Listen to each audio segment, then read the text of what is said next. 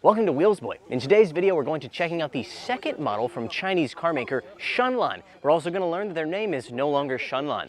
It also looks like it's going to rain, so we should probably get this show on the road. With hands-on test drives and reviews of exciting Chinese market vehicles, Wheels Boy is the #1 source for China auto insights. Be sure to check us out on Instagram and Facebook.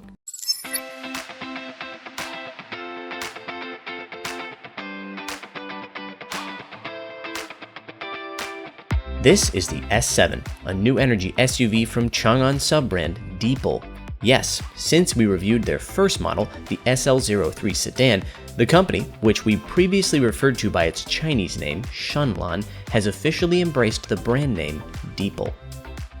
Deepal, as far as English names for Chinese brands go, is not bad. What's also not bad is the design of the S7. In fact, I think it's downright good looking. It definitely looks a lot like the SL03, particularly here on the front end, where we retain the gun sight shaped LED daytime running light. This, by the way, is apparently called the Star Pedal of Power or something like that. At least that's my bad translation of the original Chinese. Unlike the SL03, however, they've taken advantage of the extra space on this SUV front end to add some big old LED panels here where you can display different kind of images and graphics both when the car is moving and when parked. It appears I was wrong. Instead of it raining, the sun has come out. Hopefully that'll dry some of this terrible mud that we have. Anyways, this thing looks quite good wrapped around its 20-inch wheels. The design results in a drag coefficient of 0.258. Not bad for an SUV. Being the very diligent car reviewer that I am, I've also chosen to translate, perhaps poorly, the name for the rear LED light as well. This is the Star Flame Penetrating Light. The sci-fi lover in me is delighted by that. No official number for rear cargo space, but there is multi-level storage. The pure electric version of this car will have a frunk measuring 125 liters, but this extended range model obviously does not. Despite the way the Deepal brand is being covered by media outside of China, having driven both of their models, I have to say, I don't really think it qualifies as a Tesla rival, at least not directly. Tesla occupies the kind of entry-level luxury category, where this car is more in the mainstream category, and that's reflected in the pricing. Prices for extended range models of the S7 run from $21,000 to $23,000 US, while pure EV models can be had for between $26,000 and $28,000. It's also reflected here on the interior, where material qualities aren't quite up to the same level as more expensive options, even those from Chinese automakers. The interior of the S7, however, is quite nice, and I think a little bit nicer than the SL03, because they've added a few details, things like this here on the door jamb.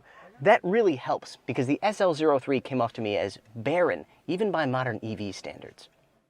The S7 retains the augmented reality heads-up display of the SL03, as well as the 15.6-inch center screen here, which can tilt up to 15 degrees either way. Now, the car's not on, but I can still show you by hand, like this.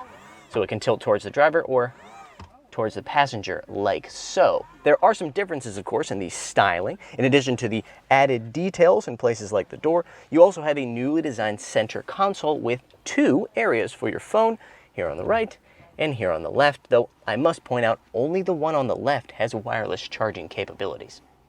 Legroom was quite copious in the SL03 thanks to the 2.9 meter wheelbase of this platform. However, headroom was very, very tight. Thankfully, that's not the case with the S7.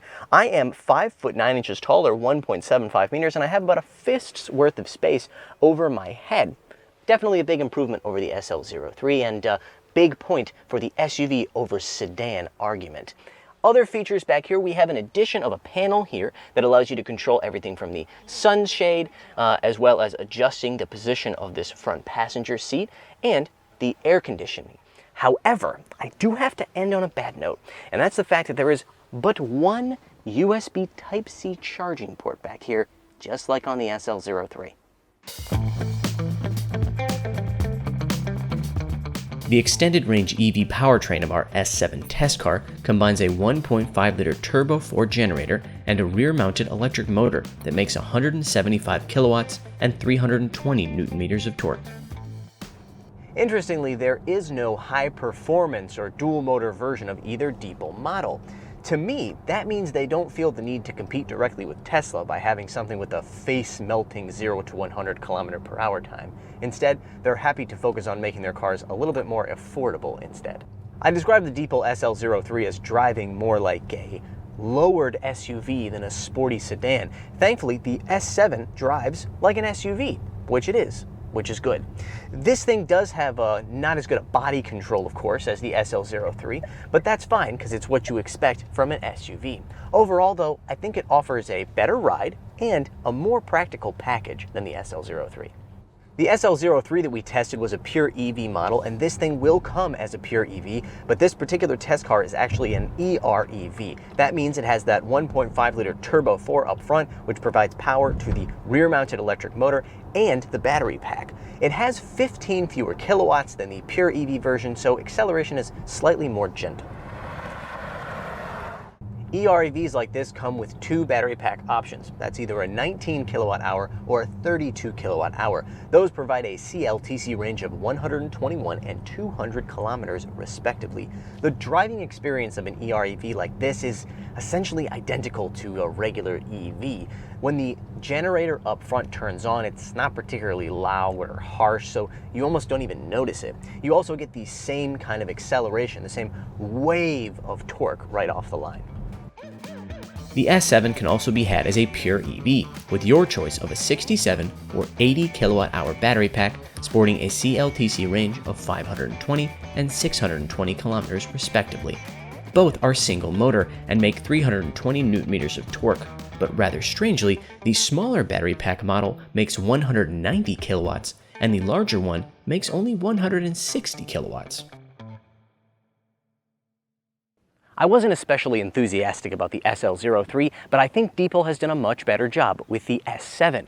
I know, as a car reviewer, I'm never supposed to choose the SUV over the lower, better handling sedan, but honestly, I think the S7 is just a slightly better deal than the SL03.